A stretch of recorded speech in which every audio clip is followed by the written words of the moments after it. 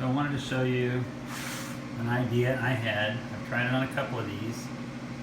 I've got these pieces screwed in. They're about 8 inches apart. And so what I do is I take a piece of this plastic and I put it in so it's rounded like that. I take a heat gun and I go down the center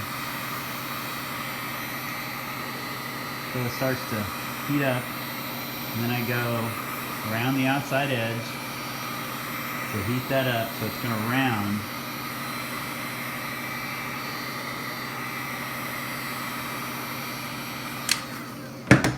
I let that set. This rounds over right here. This is going to kind of bend right there. So what you end up with is kind of a rounded edge at the top and then a sharp, kind of an angular piece right here. When you put it on, it fits these ones that are smaller, you know, that actually, like this was one that was really tiny, so I put it on it, and it, by curving it, it holds its shape better, but then it